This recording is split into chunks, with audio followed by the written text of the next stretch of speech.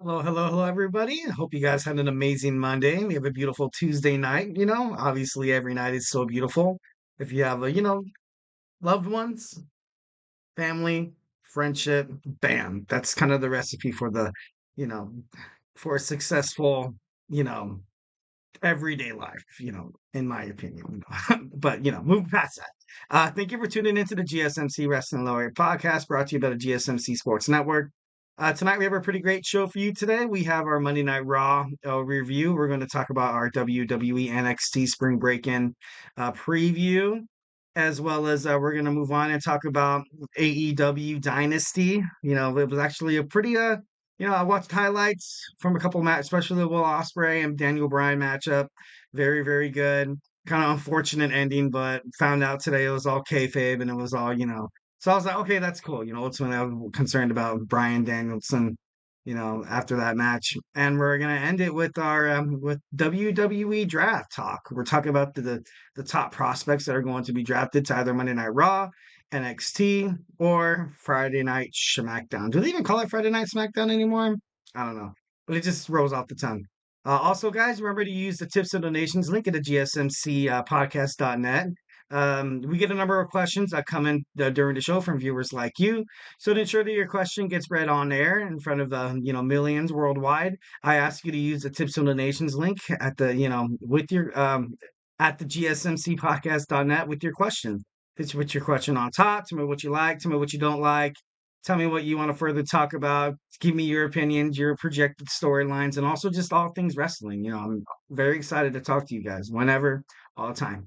And it really helps the show, guys. A nice little positive review over at the GSMC Sports Network. We love peace, love, and positivity. So, again, the link is at gsmcpodcast.net. All right, so let's go ahead and dig right on into it.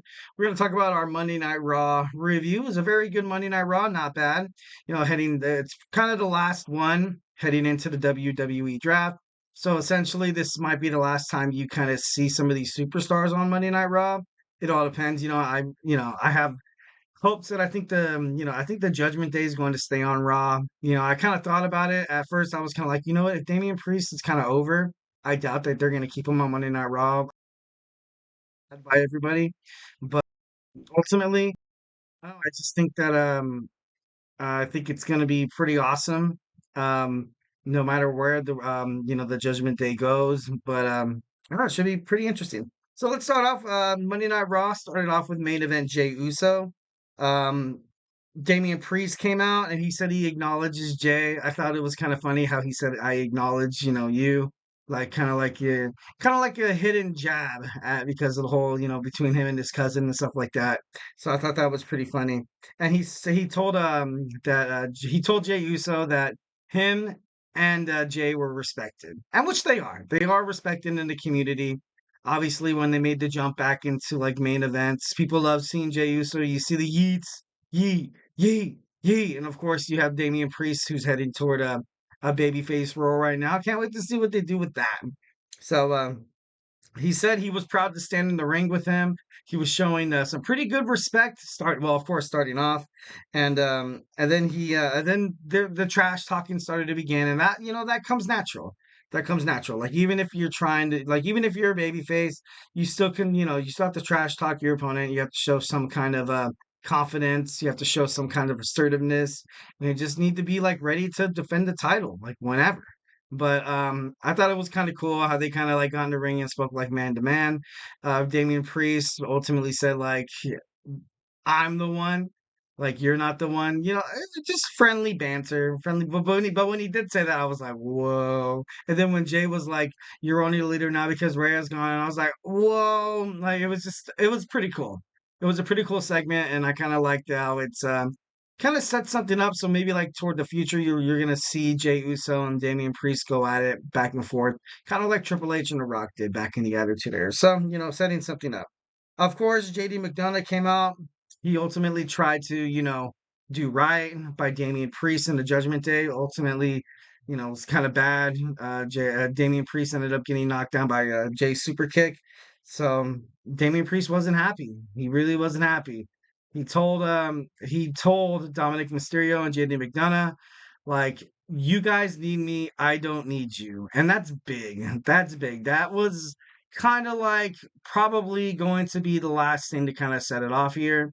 It's only a matter of time until something happens where Finn Balor, JD McDonough, and Dominic Mysterio kind of find a way to edge Damian Priest out of the Judgment Day. So, should be pretty interesting to see where that goes. Next, we have our WWE World Tag Team Championship match between DIY and the Awesome Truth.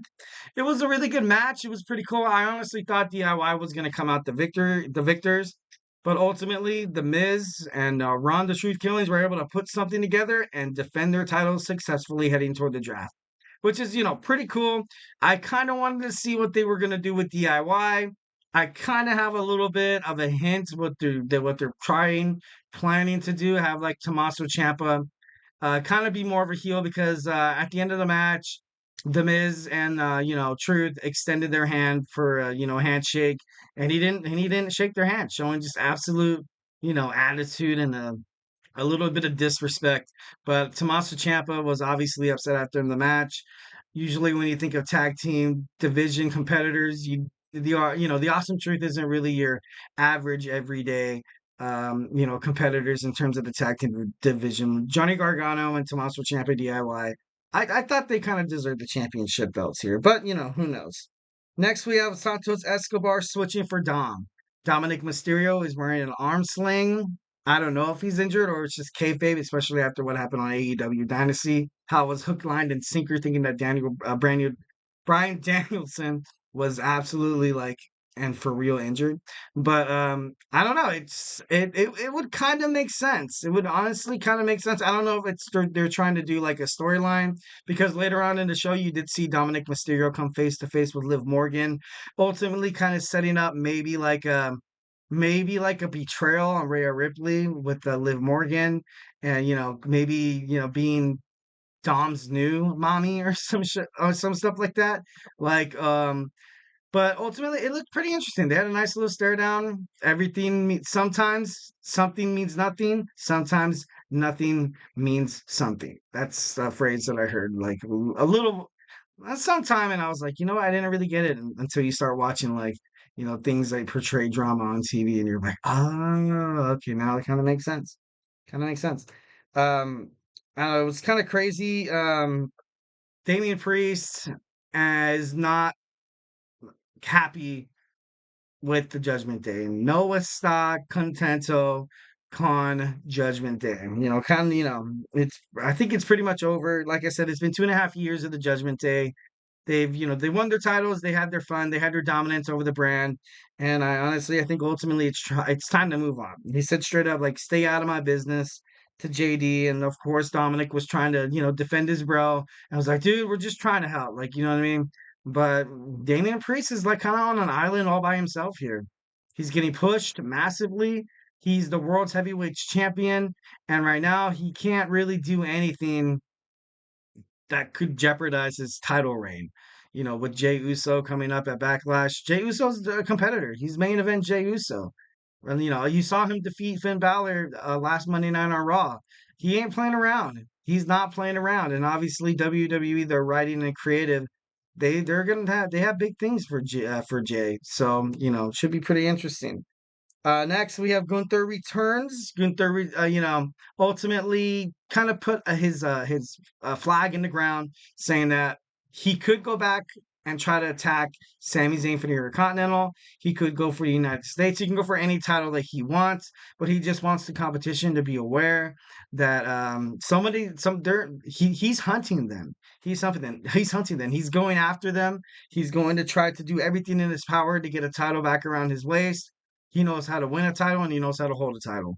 So Gunther out there kind of being like the free agent of champions is a little nerve wracking. But ultimately, he kind of put his stake in the King of the Ring. So King of the Ring ultimately is going to make its way back to the WWE, which is pretty exciting. I really liked when they did the King of the Ring, to be honest. And of course, once when you bring out, the King of the Ring, you get former King of the Ring, King Xavier Woods. I remember when he was the King of the Ring, and he actually did a really, really good job of like promos and like coming out and just bantering and just I don't know. He was a good king. He was a good king. Hopefully he's back to back, but who knows with Gunther out there, it's gonna be hard. I don't know. I just thought it was pretty. I love it when a new day comes out because whenever they come out, you know that you're in for just something to smile about, something to get excited for. Like Gunther was like, you know what? Because you guys came out here and disrupted me, you're gonna have to face Kaiser and Giovanni, and then freaking Xavier Woods was like, "No, no, we already fought them already." Like, because they have fought the New Day, Giovanni and Kaiser. They have fought them countlessly, a countless amount of times, and it's to the point where like it's like they kind of spoke for the WWE universe because once when Gunther was kind of hinting at that, I was like thinking to myself, I was like, really? I was like, how is this gonna solve anything? These guys are gonna fight like 37 times, and it's gonna be just the same thing over and over again. But I don't know. It was it was pretty cool. It was pretty cool. I liked how they were just classic old school New Day.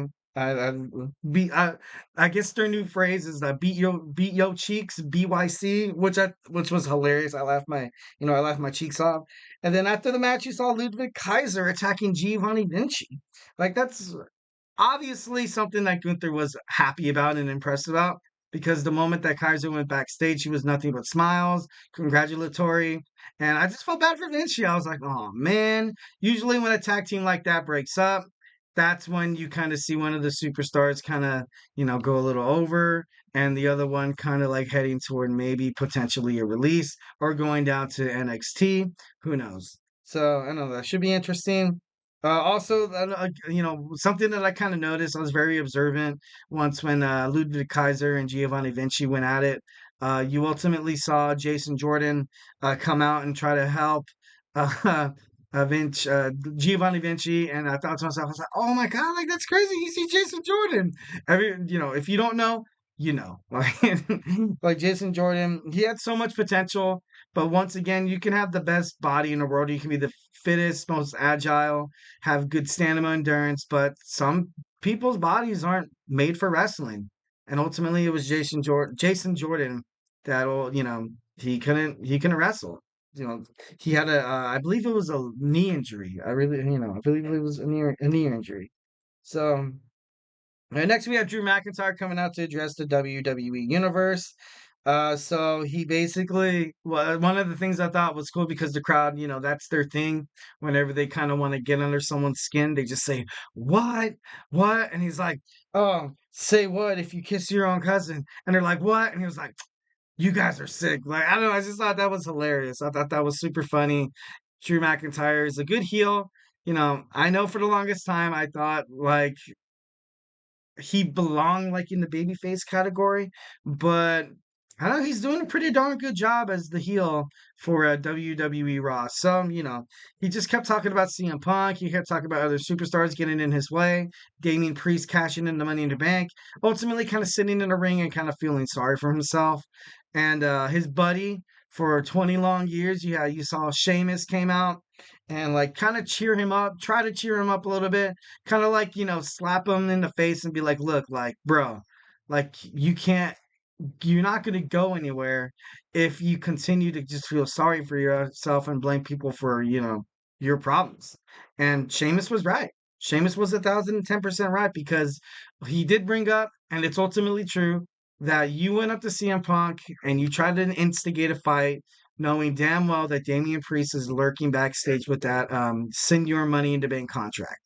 So, in a way, you kind of have to think that Drew McIntyre kind of let his emotions get the best of him at WrestleMania, which it did, and it ultimately cost him the WWE World Heavyweight Championship. So that's something that Sheamus kind of brought to his attention. Didn't want Drew sulking all the time. So yeah, it was also funny how Drew McIntyre told like Sheamus it went from you going from banger to banger to banger, from burger to burger to burger, mentioning his, how when he came back to the WWE, he wasn't as fit as he was leaving, or like, something like 5 years ago. So I don't know. I just thought that, Drew McIntyre, even Sheamus acknowledged it and smiled and laughed. And he was like, "You're getting better at this. You're getting better at being on the mic and just trash talking," which is good for Drew McIntyre, especially with his future in the WWE. He's still a young guy. He could still very much be the young guy, still very much be that like that permanent heel, and eventual and it's here and there he could be babyface, yeah, but he could be that like that permanent heel, kind of like what Triple H was back in the Attitude Era and the McMahon Helmsley era. So honestly, I think that kind of suits him pretty well. All right, well, next you saw Shinsuke Nakamura come out and fight Sheamus. Sheamus ultimately got the victory, but it lasted 3 commercials, which I was kind of shocked about, and I was like, oh, I think that's kind of cool.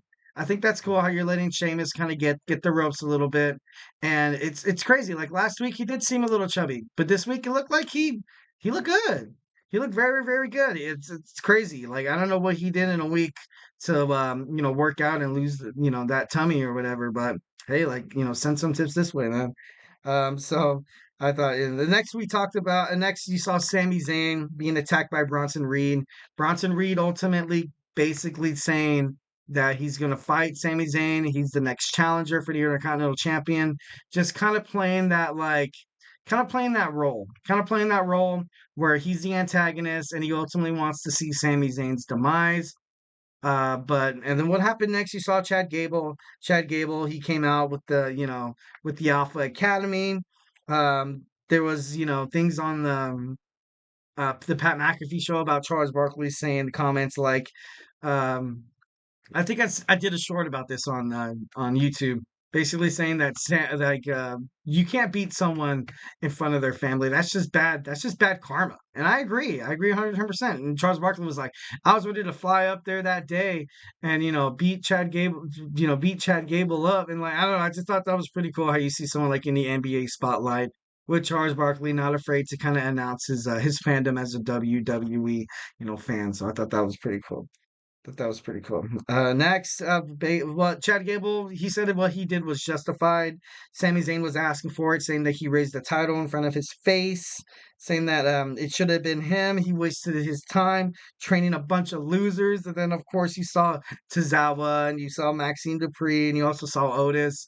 And he just laid on into him. Like, it was crazy. Like, there's a way to pump people up. And I think Michael Cole said this. There's a way to kind of motivate people, but that's not the way, man. That's not the way. What are you doing? You're doing this to your friends, like Chad. Like, what's up?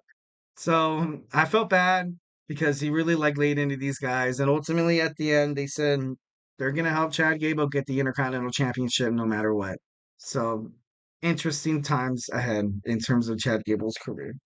All right, next we have Andrade and Ricochet tag teaming against JD McDonough and Santos Escobar.